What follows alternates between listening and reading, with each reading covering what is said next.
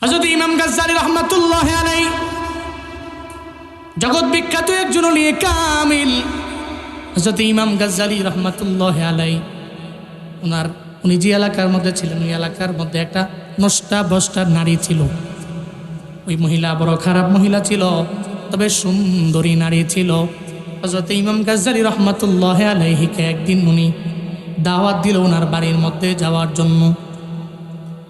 হযরত ইমামকে দাওয়াত দেওয়ার পরে ইমাম গাজ্জালী চলে গেলেন মহিলার বাড়ি। মহিলার বাড়ির মধ্যে যাওয়ার পরে দরওয়াজার সামনে দাঁড়াইলেন আর বললেন, মহিলারে, তুমি আমারে দাওয়াত দিছো, আমি ইমাম গাজ্জালী তোমার বাড়ির মধ্যে আসলাম, তুমি কি বলবা তুমি আমারে জানাও। বলে, তোমার সঙ্গে কথা আছে, তবে রুমের মধ্যে আসা লাগবে, রুমের মধ্যে আসা লাগবে, এরপরে তোমার সঙ্গে আমার সম্পূর্ণ কথা হয়ে যাবে। ইমাম গাজ্জালী কয়, না রে, দরওয়াজার সামনে দাঁড়াইলাম, যা মনে আছে মহিলা তুমি বলো, তবে আমি ঘরের ভিতরে যেতে পারি না। বারবার রিকোয়েস্ট করে, কিন্তু মানবার তো রাজি না। দরওয়াজার সামনে গিয়ে দাঁড়ায় রইল, বারবার রিকোয়েস্ট করে, ইমাম গাজ্জালী যায় না। কয়ে, যদি আপনি ঘরের মধ্যে না আসেন আমার রিকোয়েস্ট আমি রাখবো না, আমি আমার কথাও বলবো না, আপনি রিকোয়েস্টও রাখা লাগবে না, চলে যান। ইমাম গাজ্জালীকে বারবার বলার পর ইমাম গাজ্জালী বলে, তাহলে পর্দা সহকারে তুমি পর্দার আড়ালে থাকবা, আমি তোমার ঘরের মধ্যে ঢুকবো, তোমার মনের মধ্যে কি চলে, কি প্রশ্ন আছে, কি জানবার চাও তুমি আমায় বলো। হযরত ইমাম গাজ্জালী ভিতরে ঢুকলো, এবার ওই মহিলা পর্দার আড়ালে চলে গেছে। তবে ওখান থেকে যায় কয়, ইমাম গাজ্জালী রে, আপনার চেহারা বড় সুন্দর, আপনার প্রেমে আমি পড়ে গেছি, আমি চাই আপনার সঙ্গে জেনার কাজে লিপ্ত হওয়ার জন্য। চিল্লায়া পড়া যাবে কি নাউজুবিল্লাহ, আমি আপনার সঙ্গে জেনা করব। ইমাম গাজ্জালী কয়, না রে মহিলা, এটা আমার দ্বারা জীবনে কোনো দিন সম্ভব না, আমি তোমার সঙ্গে জেনার কাজের মধ্যে লিপ্ত হতে পারি না। আল্লাহ পাক আমারে বড্ড মায়া করে, সমাজের মধ্যে আমার দামি বানাইছে। সবাই জানে এই সমাজের মধ্যে একটা ছেলে আছে, নাম গাজ্জালী, বড় ভালো মানুষ, বড় আখলাকওয়ালা। জীবনও কোনো দিন আমি তোমার সঙ্গে জেনার কাজে লিপ্ত হইয়া আমার চরিত্রের মধ্যে এই কালেমালাপন আমি করতে পারি না। এটা বইলার সঙ্গে সঙ্গে যখন দৌড় দেয়, ওদিক দিয়ে তো মহিলা তার সঙ্গে যারা ছিল এদের জানায় দিছে, ইমাম গাজ্জালী ঢোকার পরে দরওয়াজা বন্ধ করে দিবা। ইমাম গাজ্জালী দৌড় দিয়ে যায়, দেখে দরওয়াজা বন্ধ হয়ে গেছে, এখন তো দরওয়াজা খুলতেও পারবে না। এদিকে মহিলারাও এসে দাঁড়ায় গেল। এবার ওই নষ্ট মহিলা কয়, এই ইমাম গাজ্জালী, তুমি যদি বাহিরে যাও তাহলে আমি সবাইরে জানিয়ে দিব সে আমার সঙ্গে জেনার কাজের জন্য আমার ঘরের মধ্যে আসলো। এলাকার লোকেরা তোমারে মারতে মারতে জমিন থেকে বিদায় করে দিবে। তুমি আমার চরিত্র হরণ করার জন্য আমার ঘরের মধ্যে আসলা। হযরত ইমাম গাজ্জালীর এমন হুমকি দেওয়ার পরে ইমাম গাজ্জালী তাকে দেখে দরওয়াজাও বন্ধ হয়ে গেল। ওদিক তো মহিলার হুমকি আছে, তবে ইমাম গাজ্জালী তো জানা আছে, কোনো চিন্তা নাই, কোনো টেনশন নাই। আল্লাহ তো ওয়াদাবদ্ধ হয়ে গেছেন,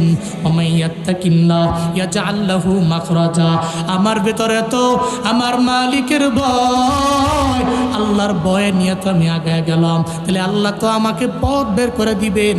আমি গুনাহ করতে চাই না, আল্লাহ তো পথ বের করে দিবে।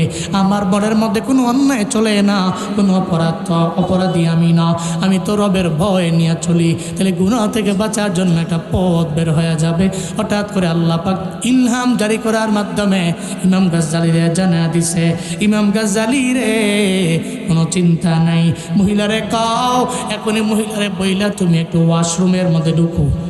মহিলারে বলো, আমার ওয়াশরুমের চাপ দিয়েছে, আমি একটু টয়লেটের মধ্যে যাব। ইমাম গাজ্জালী বলার পরে হযরত ইমাম গাজ্জালী টয়লেটে গেছেন। ওখানে গিয়ে ওয়াশরুম কমপ্লিট করলেন। নিজের ময়লাগুলো, দুর্গন্ধযুক্ত ময়লাগুলো নিজের বডির মধ্যে মাখতে আরম্ভ করলেন। কি পরিমাণে রব, কি পরিমাণে রবের ভয়, কি পরিমাণে তাকওয়া, কি পরিমাণে আল্লাহ ভীতি, যে আল্লাহ ভীতির কারণে গুনাহ থেকে বাঁচার জন্য আমার মাওলা পথ বের করে দিচ্ছে। নিজের দুর্গন্ধযুক্ত ময়লাগুলো নিজের গায়ের মধ্যে মাখতে লাগলেন। একটা পর্যায়ে পুরো গায়ের মধ্যে ময়লা মেখে দুর্গন্ধযুক্ত বডি নিয়ে ওয়াশরুমের দরওয়াজাটা ওপেন করে যখন মহিলার সামনে গিয়া দাঁড়াইল, মহিলা কয়, কে তুমি? কয়, আমি তো ইমাম গাজ্জালী। কয়, না রে, জীবনও কোনোদিন তুমি ইমাম গাজ্জালী হতে পারো না। এই মহিলারা বের করো, ইমাম গাজ্জালী গাজ্জালীরে বের করে দাও। ওরে আমার লাগবে না, কারণ যার বডির মধ্যে এত পরিমাণে দুর্গন্ধ, যে জমিনের মধ্যে এত নোংরা হতে পারে, যে জমিনের মধ্যে এত এমন পর্যায়ে চলে যাইতে পারে, নিজে ওয়াশরুম করলো এবং ওয়াশরুমের দুর্গন্ধযুক্ত ময়লাযুক্ত এই ময়লাগুলো তার বডির মধ্যে মাখলো, তার দ্বারা জীবনেও কোনো দিন আমার সঙ্গে জেনা করা পসিবল হবে না, আমি তার সঙ্গে মিশবারও চাই না। দূর দূর করে যখন তারাইয়া দিল, ইমাম গাজ্জালী চলে গেলেন। ইমাম গাজ্জালী যাইয়া সঙ্গে সঙ্গে ইমাম গাজ্জালী উনি সুন্দর করে গোসল করলেন। গোসল করলে করে করে পরিষ্কার করে এরপরে উনি পড়াশোনা করার জন্য ওনার মাদ্রাসার মধ্যে উনি চলে গেল। মাদ্রাসার মধ্যে গেছে, মাদ্রাসার মধ্যে যাওয়ার পরে উস্তাদও ওখানে আছে, সমস্ত তুলাবারা বসে আছে। উনার মনে মনে চিন্তা, আমার বডির মধ্যে তো দুর্গন্ধ আছে, যতই গোসল করি সাবান ছোড়া যাই ডল্লাম, কারণ পুরা বডিতে আমি যেই পরিমাণে দুর্গন্ধ লাগাইছি, আমার বডির কোনো না কোনো একটা জায়গা থেকে এমন দুর্গন্ধযুক্ত গ্রাম গন্ধ চলে আসতে পারে। এই চিন্তা করে উনি পেছনের বেঞ্চে গিয়া বসলো। এদিকে উস্তাদ যখন ক্লাসের মধ্যে ঢুকলেন, নিজে যখন টেবিলের মধ্যে সুন্দর করে বসলেন, সমস্ত ছাত্ররা সামনে আছে। উস্তাদ আসার পরে চিন্তা করে, এই রুমের মধ্যে এমন একটা ঘ্রাণ কিসের, যেই ঘ্রাণ ইতিমধ্যে আমি পাই নেই, চিল্লা পড়া যাবে কি মারহাবা। ইমাম গাজ্জালী তো পেছনে বসে, কোনোদিন সামনে ঝাড়া তো মাঝখানে পিছনে বসে নেই, আজকে পেছনে গিয়ে বসেছে। ইমাম গাজ্জালী মনে মনে কয়, শ্বাস গোসল মনে ভালো করে হয়েছিল, আর হইলেও তো সাবান ছোড়া যাই ডললাম, বডির মধ্যে মনে হয় কি দুর্গন্ধ রয়ে গেছে। হুজুর তো ধরে লাইছে, এমন যদি হুজুরের কাছে আমি যাই, হুজুর কি বলবে? এই জন্য শরমে লজ্জায় উনি দাঁড়ায়ও না। কিন্তু বারবার তো হুজুর কয়, এই ক্লাসরুমের মধ্যে যারা আছো বলো না, কে তোমরা আজকে নতুন এক পারফিউম দিয়ে আইস, নতুন এক সুগন্ধি লাগে আইলা, নতুন এক হাতরকে লাগে আইলা, কেউ তো দাঁড়ায় না। এটা পর্যায়ে উনি চিন্তা করলেন, মনে হয় আমার ওস্তাদে আমার লইয়া মজা করে, তবে ওস্তাদের আমি বইলা দেই। দাঁড়ায় গেছি, ইমাম গাজ্জালী দাঁড়ায় কয়, উস্তাদ আমি আজকে কোনো পারফিউম দিয়ে আসি নাই, আমার এই কাহিনী হয়েছে, এলাকার নষ্ট বস্তা মহিলা আমার নিয়ে গেছে, আমার চরিত্র নষ্ট করার জন্য ওই মহিলা আমার জানার প্রস্তাব দিল, আমি এই করলাম, আমি ওয়াশরুমের মধ্যে গেলাম, আমার নিজের যত ময়লা দুর্গন্ধওয়ালা ওই ময়লাগুলো আছে আমি আমার বডির মধ্যে লাগাইলাম। উস্তাদের দরবারে দাঁড়ায় কয়, চোখ দিয়া গোড়া পানি পড়ে। ওস্তাদ তো ইমাম গাজ্জালী, আয় চোখ দিয়া পানি ফেলানো লাগবে না, আর কান্না করিও না। ইমাম গাজ্জালীর সামনে নিয়ে গেল। ওস্তাদ কপালের মধ্যে চুমু খেয়ে কয়, ইমাম গাজ্জালী রে, তোমার দ্বারা যা সম্ভব এই এলাকার এই ক্লাসের অন্য কোনো ছাত্রের দ্বারা তা সম্ভব না, তুমি এটা কেমনে পারলা?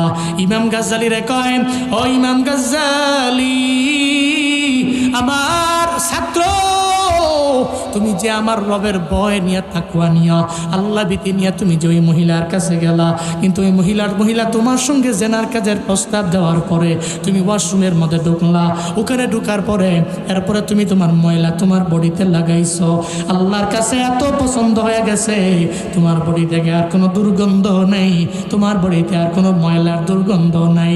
আল্লাহ পাক তোমারে এত মায়া করছেন, আল্লাহ তোমাকে এত দয়া করছেন, তোমার পুরা বডির মধ্যে এখন কোনো দুর্গন্ধ নেই। আমার কাছে মনে হয়েছে, আমি ক্লাসের মধ্যে ঢুকার পরে আমার কাছে মনে হয়েছে জান্নাতি সুগন্ধিতে আমার ক্লাসরুমটা ভরপুর হয়ে গেছে। চিল্লা পড়া যাবে কি সুবহানাল্লাহ? এটা আমার কাছে মনে হয়েছে। আল্লাহ পাক তোমাকে এত দামি বানাইছেন, তোমার ভিতরে এত তাকওয়া, তোমার ভিতরে এত আল্লাহ ভীতি, আমার আল্লাহর কাছে পছন্দ হয়ে গেছে। আমার আল্লাহ তোমাকে চুজ করেছে, যদিও তোমার বডিতে ওই ময়লার দুর্গন্ধ ছিল, এখন আর কোনো ময়লা দুর্গন্ধ নাই। জান্নাতি ঘ্রাণ দিয়া আমার আল্লাহ তোমার বডিতে পুরস্কৃত কইরা দিছে। পড়া যাবে কি মারহাবা? এই জন্য লাগবে সব জায়গায় তাকওয়া। সব জায়গায় তাকওয়া। রমজানের রোজা আমার আপনার জন্য তাকওয়া। আল্লাহ কয় লাআল্লাকুম তাত্তাকুন, যাতে করে তুমি তাকওয়ার লাইনে আগাও, তাকওয়ার লাইনে আগাও, আল্লাহর ভয় নিয়ে আগাও। কারণ যেই বান্দা রোজা রাইখা দিনের বেলা খায় না, ওই বান্দা তাকওয়ার লাইনে বড় আগাইয়া।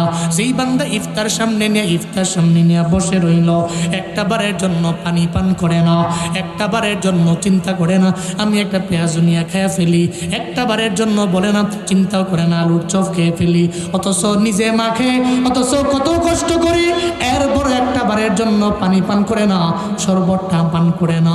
ওই কেন রে? একজনের তাকওয়া, একজনের ভয়, চিল্লা বলেন তার না। আশপাশে ঘুরতেছে, অন্তর্পক্ষে দুয়ার আগে হইলেও সব দৌড়ে আয়, আয়া দোয়ার সময় এরপরে সব নিয়ে টিয়া তাবারক নিয়ে বাড়ি যায়। তো খাবারের লাইনে আগাইয়া আমলের লাইনে বড্ড পিছাই। আমরা খাবো, অসুবিধা নাই, তবে আমাদের আমলের লাইনে অগ্রগামী হতে হবে ইনশাআল্লাহ। আল্লাহ বক্তা শ্রোতা উভয়কে এসে তৌফিক দান করেন, সকলে পড়েন আমিন। রমজানে সাহারি করবেন, সাহারির পরে ফজরের নামাজ, এরপরে ফজরের নামাজের পরে আপনি তাসবিহগুলো আদায় করবেন। আজকারুস সাবাহ, সকাল সকাল সন্ধ্যার যে আমল আছে, সকালবেলা যে আমল আছে, এগুলো আপনি করলেন, পড়লেন, এরপরে আপনি চলে গেলেন আপনার বাড়িতে, ওখানে গিয়ে আপনি ঘুমায়া গেলেন, আপনি রেস্ট করলেন। এরপরে জোহরের সময় জোহর, আসরের সময় আসর, মাগরিবের সময় মাগরিব, মাগরিবের আগে ইফতারের টাইম। যে ইফতার সামনে নিয়ে রবের দরবারে দোয়া করলে আমার মাওলা জীবনেও কোনোদিন ফিরাইয়া দেয় না। রমজানের মধ্যে সবচেয়ে বড় একটা আমল আছে, আমি আসার আগেও শুনছি হুজুর ইফতার নিয়ে বয়ান করছে। ওই ইফতার আপনি একা করবেন কেন, বরং সবাইরে নিয়ে ইফতার করবেন। আপনার আশেপাশে প্রতিবেশী যারা আছে, আপনার ডানে বামে সামনে পেছনে প্রতিবেশী নিয়ে ইফতার করবেন রে বাবা, একা একা না। দেখবেন সমাজের মধ্যে অনেক গরিব আছে, আপনি তো ইফতারের মধ্যে আইটেম বানাইলেন 10 আইটেম, 20 আইটেম, 25 আইটেম, 30 আইটেম বানিয়ে ফেললেন। ইফতারের জন্য আপনি আইটেম তো কম করলেন না, অথচ ইফতারের টাইমে ইফতার কম নাই, আইটেমও কম নাই। আপনার ডানে বামে সামনে পেছনে পরিবারের মধ্যে বহু লোকেরা আছে, যেই লোকেরা এমন হয়ে গেছে এরা ইফতার করতে পারে না, এরা অনেক আইটেমও আনতে পারে না। এই সমস্ত গরিব মানুষদেরকেও ডাকা লাগবে, আপনার ইফতারের মধ্যে এদেরকেও সামিল বানাবেন, এরাও আপনার ইফতারের মধ্যে অন্তর্ভুক্ত হয়ে যাবে। এই সমস্ত গরিবেরা এরা আপনার ইফতারের প্লেটে আসবে, ওখানে এসা খাবে, আলহামদুলিল্লাহ বইলা রবের দরবারে দোয়া করবে। আপনার মনের যে চাহিদা আমার মাওলা চাইলে তো পূরণ করে দিতে পারে। শুধু তাই না, ইফতার একা হবে না, বরং সবাইকে নিয়ে ইফতার হবে। গরিবদেরকে নিয়ে ইফতার, মিসকিনদেরকে নিয়ে ইফতার। অন্ততপক্ষে ডেইলি আপনার ইফতারের মাঝে একটা মিসকিনকে আপনি রাখবেন, একটা এতিম অসহায় মাদ্রাসার ছেলে আছে, এর আপনার ইফতারের মধ্যে আনবেন। আপনি একা না, বরং সবাইরে নিয়ে ইফতার যদি করতে পারেন, আল্লাহর নবী জানায়া দেয় আপনি একজন মানুষের ইফতার করানোর কারণে ওই ব্যক্তিটা একদিন রোজা রাখলো, মানে একজন ব্যক্তি ফজরের নামাজের সময় থেকে নিয়া সুবহে সাদেক থেকে নিয়া এই ব্যক্তিটা ইফতার পর্যন্ত এই যে এত কষ্ট করে রোজা রাখলো, একটা রোজা রাখলে যেই পরিমাণে সওয়াব তার আমল নামায় জড়ো হয়ে গেল, আপনি একটা লোকের ইফতার করানোর কারণে আল্লাহ আপনার আমল নামায় এর চাইতেও বেশি বেশি গুণে সওয়াব আপনার আমল নামায় দিবে। চিল্লায়া পড়া যাবে কি সুবহানাল্লাহ।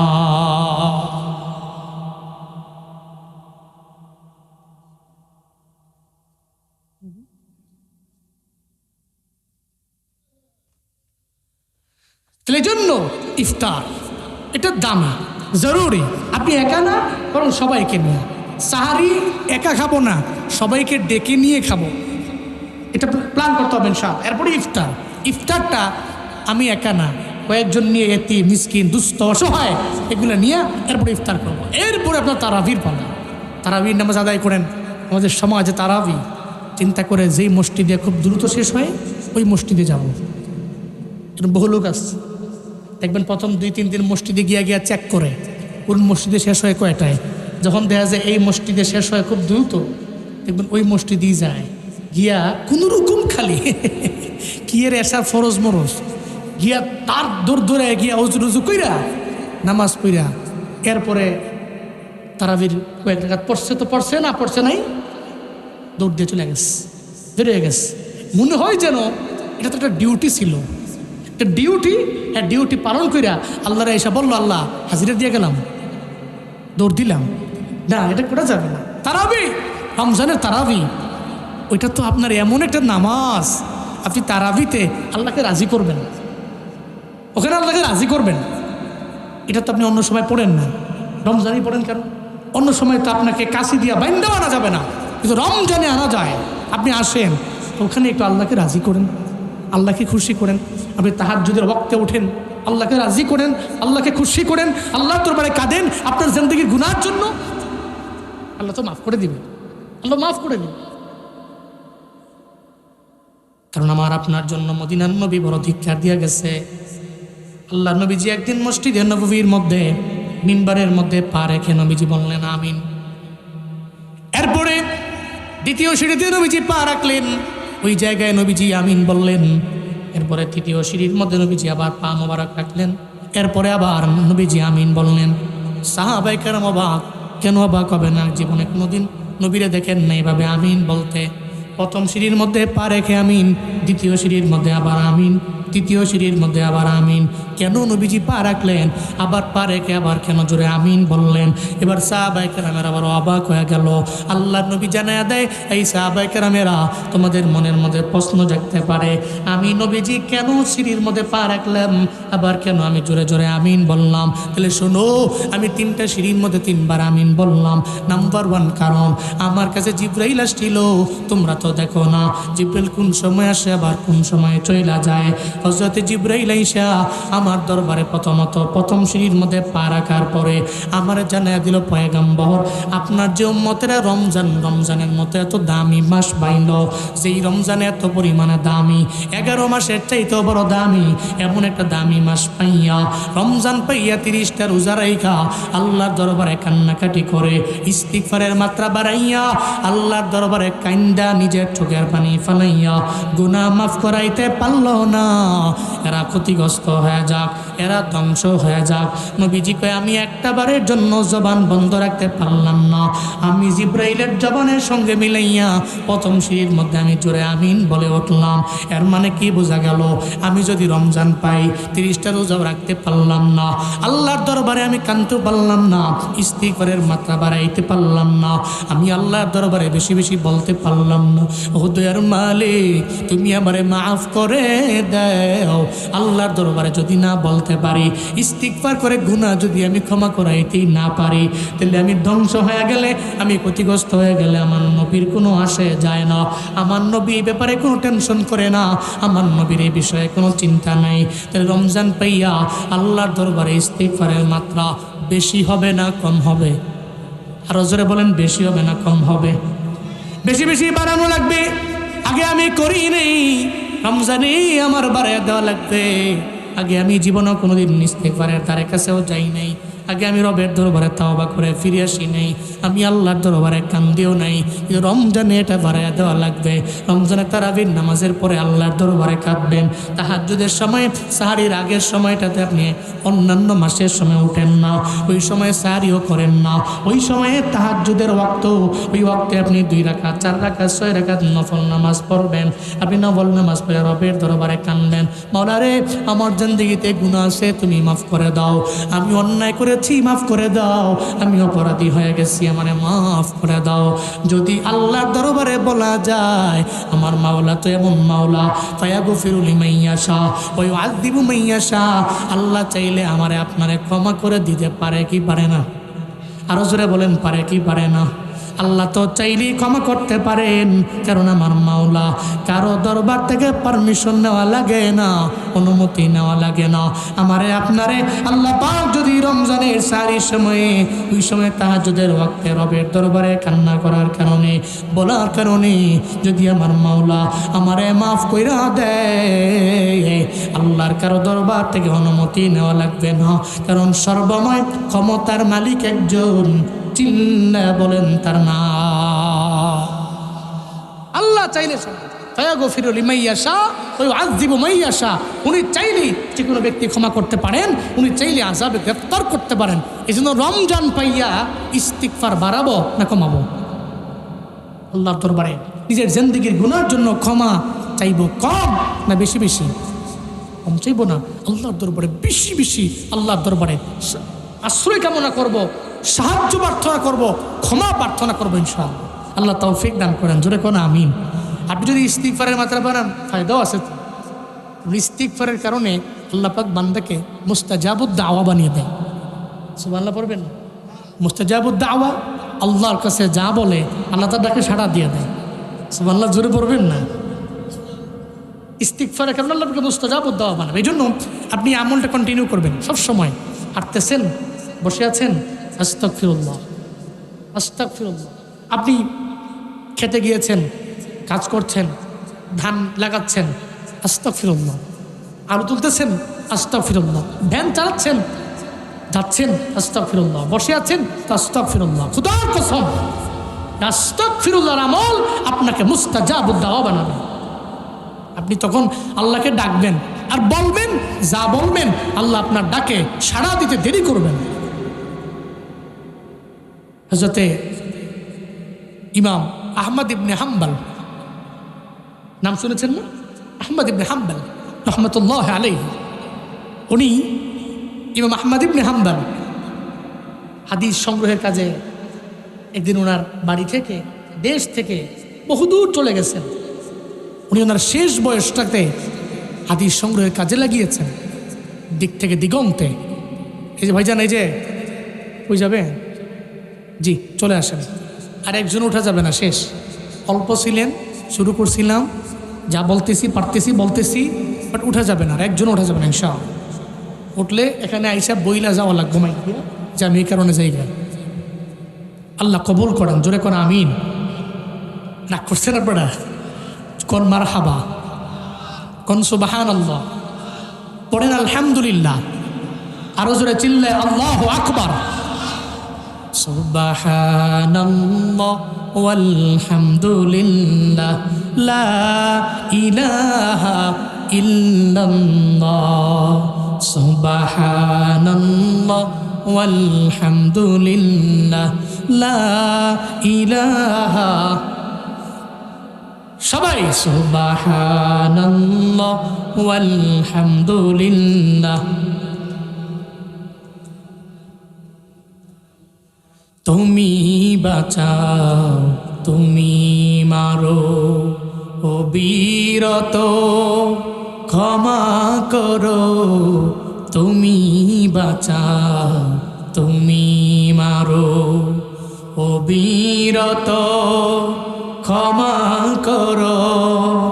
ধরার যেই জন তাকেই ধরো, ধরার যেই জন তাকেই ধরো। তোমার মুঠোয় সবই আল্লাহ। সুবহানাল্লাহ লা ইলাহা ইল্লাল্লাহ। সুবহানাল্লাহ।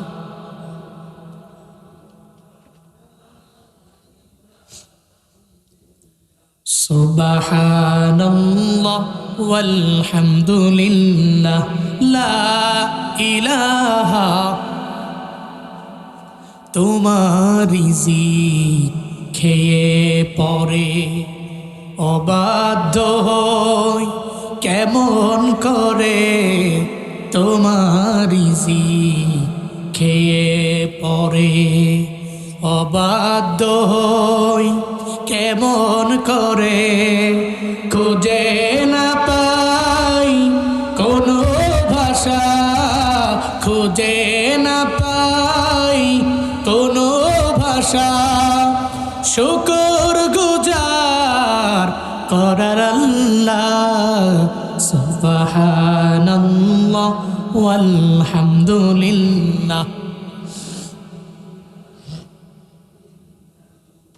সবাই সুবহানাল্লাহ ওয়ালহামদুলিল্লাহ লা। আল্লাহ আমাদের তাসবিহগুলোকে কবুল করেন, জোরে পড়েন আমিন। হযরত ইমাম আহমদ ইবনে হাম্বল রাহমাতুল্লাহি আলাইহি চলে গেলেন। বুড়া মানুষ, মুরব্বী বয়সে হাদিস সংগ্রহ করার জন্য দেশ থেকে দেশান্তরে উনি যান।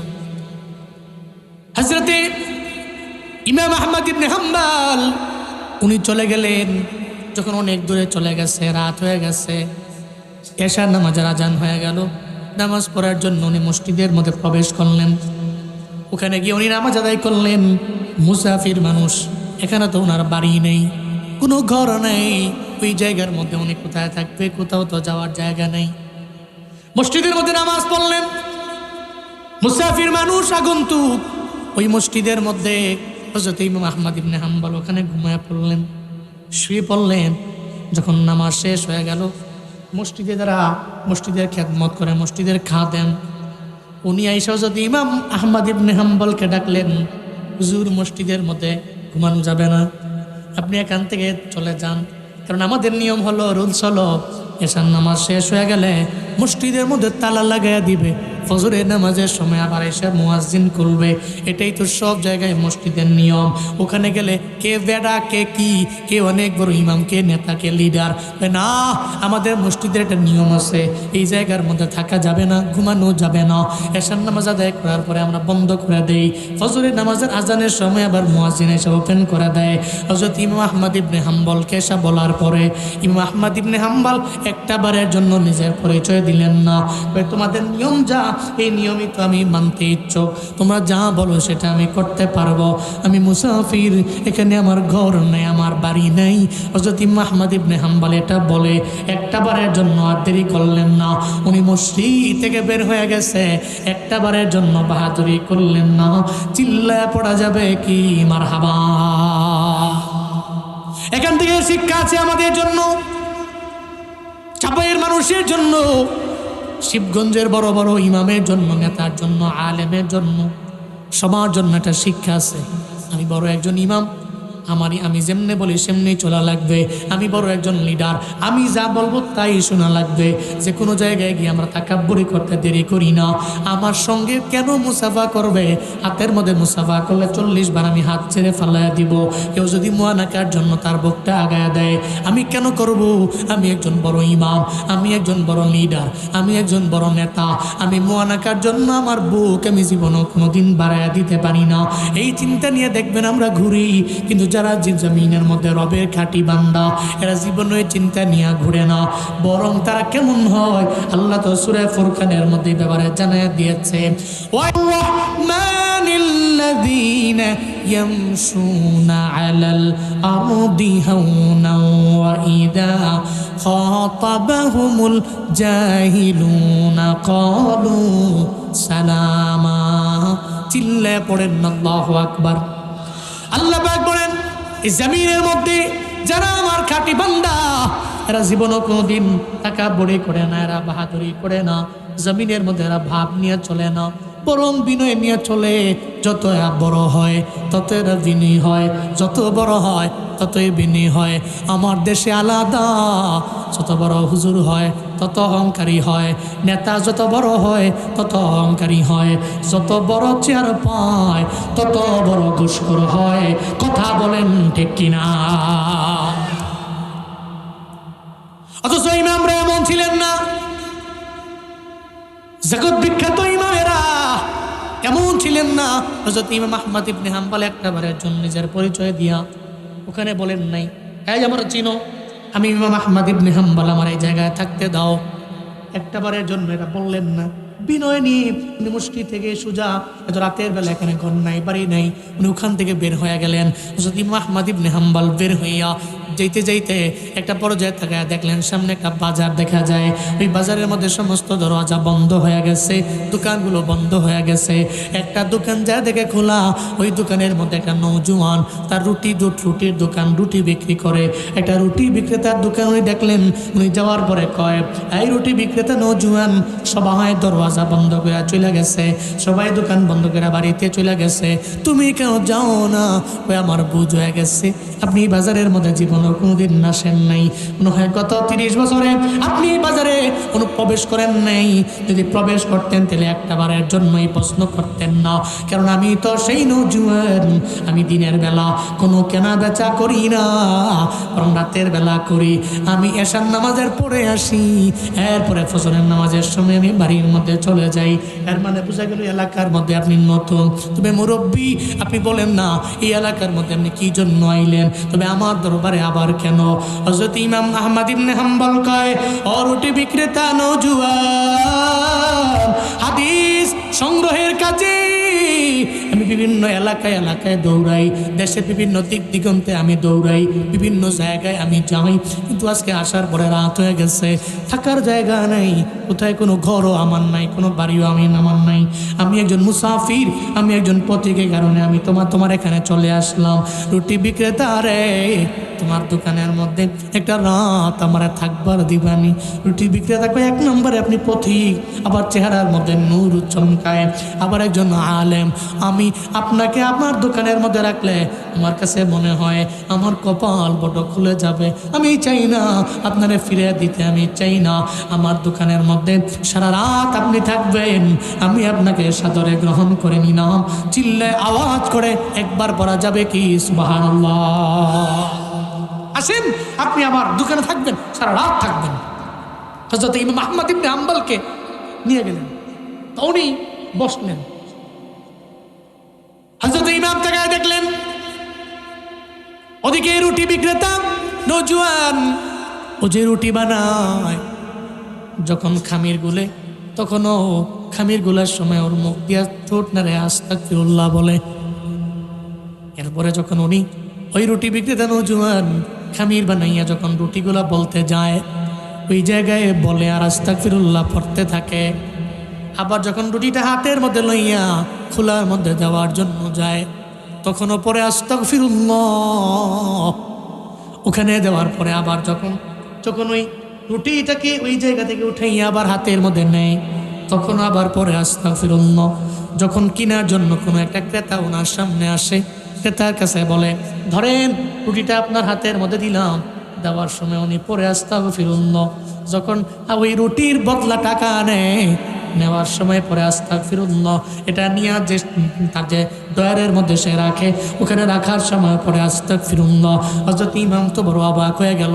আহমদ ইবনে হাম্বল চিন্তায় পড়ে গেল, কিরে আমিও তো আমার জীবনে এত আস্তাগফিরুল্লাহর আমল করতে পারি নাই, কিন্তু এই নওজোয়ানটা তার দোকানের মধ্যে আসার পরে তার প্রত্যেকটা কদমে কদমে কাজে কাজে আমি আস্তাগফিরুল্লাহ এত সুন্দর সুন্দর আমল আমি তার দরবার থেকে দেখতে পাইলাম।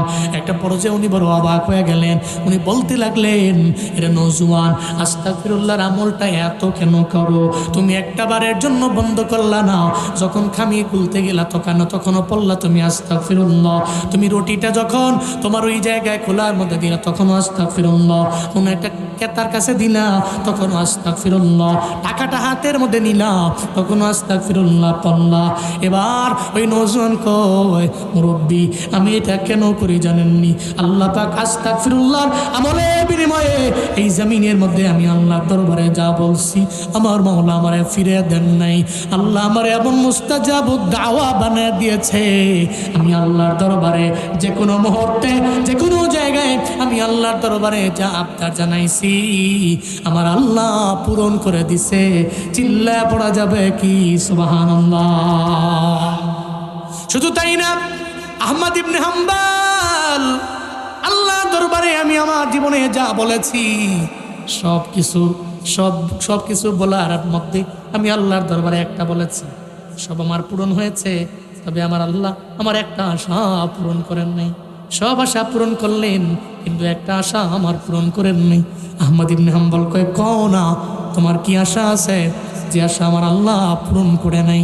আহমদ ইবনে হাম্বলের সামনে রুটি বিক্রেতা কয়, আল্লাহর দরবারে আমি বারবার বলছি, মওলারে এই জমিনের মধ্যে শ্রেষ্ঠ একজন ইমাম আছে, ইমাম আহমদ ইবনে হাম্বল, আমি লোকমুখে শুনতে পাইলাম, কিন্তু জীবনে কোনোদিন আমি তার দর্শন পাই নাই, আমি তার মোলাকাত পাই নাই, আমি সাক্ষাতেও যেতে পারলাম না, ওনার দরবার থেকে আমি দোয়াও নিতে পারলাম না। আমার আল্লাহ আমার সব দোয়া কবুল করে নিছে, তবে এই দোয়াটা আমার মাওলা আমার কবুল করে নাই। এই জন্য আমি আল্লাহর দরবারে বারবার আফসোস করি আর রবের দরবারে আমি বলতে থাকি। হযরত ইমাম আহমদ ইবনে হাম্বল কয়, ও নওজোয়ান, চিন্তা কেন করো? টেনশন করার কোনো প্রয়োজন নাই, চিন্তা করার প্রয়োজন নাই। তুমি আল্লাহর দরবারে জীবনে যা বলেছ আমার আল্লাহ সব আশা পূরণ করে দিয়েছে। আমি তোমার সামনে দাঁড়িয়ে আছি, আমার নাম আহমদ ইবনে হাম্বল। আল্লাহ পাক তোমার ইস্তেগফারের বিনিময়ে তোমাকে আহমদ ইবনে হাম্বলের দরবারে নেয় নাই, বরং তোমার যে মনের আশা মোলাকাত করবা তুমি আহমদ ইবনে হাম্বলের সঙ্গে, আহমদ ইবনে হাম্বলের আল্লাহ পাক তোমার কাছে নিয়ে আইছে। আবার তোমার দোকানে একটা রাত পর্যন্ত তোমার দোকানে রেখেছে। চিল্লা বলেন নেই খেলা কা আল্লাহ পাক কি করছে? তোমাকে এমন মুস্তাজাবু দাওয়া বানাইছে। আহমদ ইবনে হাম্বলের দরবারে তোমারে নেয় নাই, বরং আহমদ ইবনে হাম্বলকে তোমার দরবারে নিয়ে এসেছে। আল্লাহু আকবার, আরো জোরে সুবহানাল্লাহ। কাদের কুদরত দারি বরকামাল আনতা রব্বি আনতা হাসবি যুল জালাল, তুহি কাদির জলিলুল্লাহ জাহাদার বহর হালে তুহি মেরা নেগাহদার। তাহলে রমজান মাসে ইস্তিগফারের মাত্রা বাড়বে না কমবে? আরো বেশি বাড়ায় দেওয়া লাগবে। আগে আমি করলাম না, তবে রমজানে আরো বাড়ায় দেওয়া লাগবে। আল্লাহ নবীজি মিম্বারের মধ্যে জুড়ে একবার আমিন বললেন। কেন বললেন? ওই যে প্রথমত বললেন রমজান পাইয়া যে আল্লাহর দরবারে গুনাহ ক্ষমা করাইতে পারলো না, সে ধ্বংস হয়ে যাক, ওই কথা শুনে আমি তার জবানের সঙ্গে মিলাইয়া মিম্বারের মধ্যে দাঁড়াইয়া আমি আমিন বললাম। এই সাহাবায়ে কেরামেরা, 2 নাম্বার মিম্বারের মধ্যে আমি আবার কেন আমিন বললাম জানো? কারণ জিবরাইল আমারে বলছে আপনার উম্মতেরা যারা আপনার নাম শুনলো কিন্তু আপনার নাম শুই না দুরূদ পড়তে পারলো না, আপনার নাম শুই না দুরূদ পড়ার ব্যাপারে বকিলতা করলো, কৃপণতা করলো, নবী গো এরা ক্ষতিগ্রস্ত হয়ে যাক। আমি একটা বারের জন্য চিন্তা করলাম না, জিবরাইলের জবানের সঙ্গে মিলাইয়া আমি দ্বিতীয় সিঁড়ির মধ্যে পা রাখলাম, আবার জোরে আমি আমিন বললাম। এবার তৃতীয় সিঁড়ির মধ্যে আমি কেন পা রাইখা আমিন বললাম জানুনি? হযরত জিবরাইল আমারে কইছে, পয়গম্বর এই জমিনে আপনার উম্মতেরা যারা বৃদ্ধ আব্বা পাইল, বৃদ্ধা আম্মা পাইল, বৃদ্ধ আব্বা পাইয়া বৃদ্ধা আম্মা পাইয়া এদের কাছ থেকে দোয়া নিয়া জান্নাতি হতে পারল না, এদের কাছ থেকে দোয়া নিয়া মা বাবারে বিদায় করতে পারল না, এবং বদ্ধ অবস্থায় মারা গেল আব্বা আম্মায়, অসন্তুষ্ট থাকা অবস্থায় মা চলে গেল, বাবা চলে গেল, এরা ধ্বংস হয়ে যাক। আমি একটা বারের জন্য কৃপণতা করলাম না, বরং জিবরাইলের জবানের সঙ্গে মিলাইয়া আমি ওই জায়গার মধ্যে আমিন বললাম। 3 নম্বরে আমি এ কারণেও আমিন বললাম যে পৃথিবীতে যে উম্মতেরা তার আব্বা আম্মার সাথে বেয়াদবি কইরা এদের কাছ থেকে বদদোয়া নিয়া অসন্তুষ্ট কইরা আব্বা আম্মাকে বিদায় দিল, এর আব্বা আম্মা তার প্রতি রাজি না, অসন্তুষ্ট অবস্থায় আব্বা আম্মা চলে গেছে, বৃদ্ধ এবং বৃদ্ধা বয়সে মা বাবা বিদায় নিয়েছে, কিন্তু ও তো দোয়া নিয়ে আব্বা আম্মাকে বিদায় দেয় নাই, ও ধ্বংস হোক, এতে আমার কোনো কিছু আসে যায়। যেটা কঠিন, এটা অনেক কঠিন। এই জন্য বাপ আজকে থেকে নিয়ত করেন, ঘরের মধ্যে আপনার বৃদ্ধ আব্বা আছে, বৃদ্ধা আম্মা আছে, আপনি চিন্তা করতে পারেন কামাই করে খাওয়ায় না, ঘরের মধ্যে খায়, আমি পরিশ্রম করি, কষ্ট করি, আমি আইনা খাওয়াই, তাদের দ্বারা আমার কোনো ফায়দা নাই, এটা মহিলা গিরে কি আর বাঁচলেই কি না, এটা এমন এক সম্পদ, এটা বৃক্ষ, বৃক্ষ ফল দিতে পারে না, আপনাকে একটু না একটু ছায়া দিতে পারে। আর এই বৃদ্ধ বৃদ্ধা আব্বা আম্মা যখনই মুনাজাত ধরে আপনার জন্য রবের দরবারে দোয়া করে, খোদার কসম একটা বুলেট মিস হতে পারে, এই দোয়া আল্লাহর দরবারে পৌঁছতে দেরি হয় না। এটা এমন এক পাওয়ার এ দোয়া, এমন এক শক্তি এ দোয়ার। যদি আব্বা আম্মার সাথে বেয়াদবি করা যায় না, করবেন না ইনশাআল্লাহ, নিয়ত করেন। যাদের আব্বা আম্মা নাই, আল্লাহ আব্বা আম্মার কবর জান্নাত বানায় দেন। আরো জোরে পড়ে না আমিন, আরো জোরে আমিন। এ তো কপাল পোড়া, সন্তান তো বুঝে না। বুঝবেন তো সেদিনে ময়দানে আছে বহুত মানুষ, আব্বা নাই আম্মা নাই, আব্বা আমার বয়ান শুনে চোখ দিয়া গড়ায় গড়ায় পানি পড়ে, কবরের পাশে গিয়ে দাঁড়ায় কান্দে। তো লাভ নেই, তো চলে গেছে, তো গেছে, জীবনও কোনোদিন আর ফিরে আসবে। জীবনের মূল কষ্ট মায়ের প্রসব বেদনায়,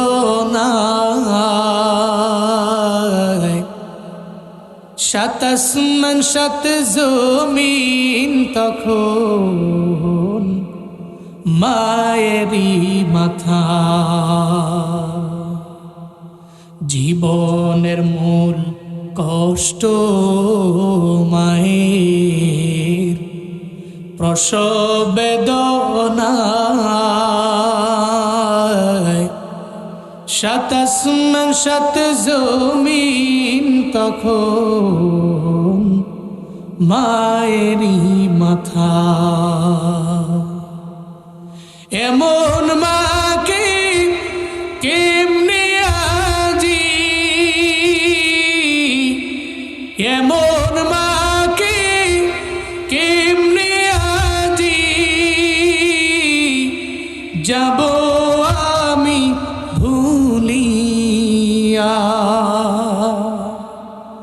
ও আমার প্রাণের মা, মা গো মা, কোথায় গেলে মোরে ছাড়িয়া। জনম দুঃখী এতিম আমি, চায় না কেহ ফিরিয়া। জনম দুঃখী এতিম আমি, চায় না কেহ ফিরিয়া। আমি যখন ছিলাম আমার মায়ের উদরে, চলাফেরা করতেন যে মায়, কত কষ্ট করি। আমার সুন্দর মুখ দেখে মায়ের, আমার সুন্দর মুখ দেখে মায়ের, ব্যথা যায় দেয় হাসায়া। ও আমার প্রাণের মা, মা গো মা, কোথায় গেলে মোরে ছাড়িয়া। জনম দুঃখী এতিম আমি, চায় না কেহ ফিরিয়া। জনম দুঃখী এতিম আমি, চায় না কেহ ফিরিয়া। জনম দুঃখী এতিম আমি, চায় না কেহ ফিরিয়া। যেদিন মায়ে বিদায় নিয়ে চলে যাবে, কবরে পাশে গিয়া দাঁড়ায় পোলায় কান্দে, মায়ায় কান্দে, চোখের পানি ফেলায়া বারবার বারবার কান্না করে। ওদিন কান্না করলো, জীবনে কোনোদিন মায় ফিরে আসবে না। চাপাইয়া শিবগঞ্জের মুসলমান নৌজওয়ান আজকে থেকে নিয়ত করে নাও, মায়ের মনে আঘাত দেওয়া যায় না, আব্বার মনে আঘাত দেওয়া যায় না। কারণ এরা দোয়া দিলে রবের দরবারে যেমন যায়, বদদোয়া দিলেও রবের দরবারে চইনা যায়। জীবনও কোনোদিন বদদোয়া নিয়ে চলবো না, দোয়া নিয়ে চলবো। আল্লাহ তুমি তৌফিক দাও, চিল্লায়া পড়েন আমি। দোয়া নিয়ে চলেন, বদদোয়া নিয়ে, দোয়া নিয়ে চলেন। আজকে থেকে নিয়ত করেন, আমি জীবনেও কোনোদিন আমার আম্মা যদি আমাকে ধমক দেয়, আমি রাগ হয়ে থাকলেও আম্মা থেকে দূরে সরে বাহিরে আসবো, রিপিট করে আমি আমার গায়ের জোর দিয়া শক্তি দিয়া মাকে গালি দিব না। আমি আমার আব্বাকে গালি দিব না, এটা থেকে বদদোয়া নিব না। পারবো তো ইনশাআল্লাহ? পারবো না ইনশাআল্লাহ? আপনি বৃদ্ধা আব্বা মা পেলেন, এদের থেকে দোয়া নিয়ে আপনি এদেরকে সন্তুষ্ট করে কবর দিতে পারলেন না, আপনি ক্ষতিগ্রস্ত হয়ে গেল। মদিনার নবীর এতে কোনো আসে যায় না, বড় বড় কথা। কিন্তু এই জন্য নিয়ত করেন, আজকে থেকে আমরা আব্বা আম্মা যারা বেঁচে আসছে আমরা ভালো আচরণ করব, এদের নাই এদের জন্য দোয়া করব। এদের আব্বা আম্মা নাই, আপনাদের জন্য কাজ আছে। মদিনার নবী শিক্ষা দিয়েছেন। আপনি চিন্তা করতে পারেন, হুজুর আমি তো আব্বা আম্মাকে রাজি বানিয়ে এদের কবরে পাঠাইতে পারি না, এখন আমি কি করব? আপনাদের জন্য ফার্স্ট আমল হচ্ছে, 1 নম্বরে আব্বা আম্মার যে আত্মীয় স্বজন, আব্বার যে আত্মীয় স্বজন, এদের হক পরিপূর্ণ আদায় করবেন। আত্মীয় স্বজনদের বাড়ি যাবেন, মার বোন খালা, আব্বার যে আত্মীয় স্বজন আছে, বন্ধু বান্ধব আছে, এদের কাছে যাবেন, যে এদেরকে আপ্যায়ন করবেন, এদের হক ঠিক মতো বুঝাই দিবেন। কিন্তু আমার সমাজ এটা দিতে খুব নারাজ। দেখবেন বাপ মারা গেছে, আম্মা মারা গেছে, ঠিক মতো হক আদায় করে না, আত্মীয় স্বজন থেকে ভুলে যায়। আম্মা মারা গেছে, আর খালার আর ফোন দিয়ে লাভ কি? বছরের পর বছর চলে যায়, একটা বারের জন্য খালাকে ফোন দিয়ে খবর নেয়। খারাপ। আত্মীয় স্বজনের সাথে ভালো আচরণ করা, এদের খোঁজখবর নেওয়া, এদের হক আদায় করা, এটা তো আপনার আম্মা আব্বার সাথে ভালো আচরণ করার শামিল। এই জন্য মদিনার নবী বলছেন, তোমার আব্বা আমার নাই, রাজি বানাইতে পারো নাই, তুমি এদের আত্মীয় স্বজনের কাছে গিয়ে এদের হক আদায় করো, কিছু নিয়ে যাও, আসার সময় কিছু হাদিয়া দিয়ে আসো। এরা রাজি হবে তো কবর থেকে আম্মায় রাজি হবে, আব্বায় রাজি হবে। সুবহানাল্লাহ জোরে পড়বেন না? এটা নাম্বার 1 কাজ। 2 নম্বরে আব্বা আম্মার রুহের মাগফিরাতে তুমি দান করো, মসজিদে, মাদ্রাসায়, কোনো নেকির কাজে, কোনো ভালো কাজে। এ দ্বারা কী হবে? আব্বা আম্মার রুহের মাগফিরাতে আপনি যখন দান করবেন, এই দানের সোয়াবটা আপনার আম্মার কবরে যাবে। হঠাৎ করে দেখবে যে একদিন কবর আজাব বন্ধ। কিরে ফিরিস্তা, আজকে আজাব বন্ধ কেন? তো ফিরিস্তা বলবে, জামিন এমন এক সন্তান রেখাইছিলেন, সেই সন্তান তো আপনার রুহের মাগফিরাতে ভালো কাজ করছে। এই জন্য আল্লাহ পাক বড্ড মায়া করে আজকে দিনের জন্য আপনার আজাবকে মওকুফ করে দিয়েছে। সুবহানাল্লাহ জোরে পারবেন না?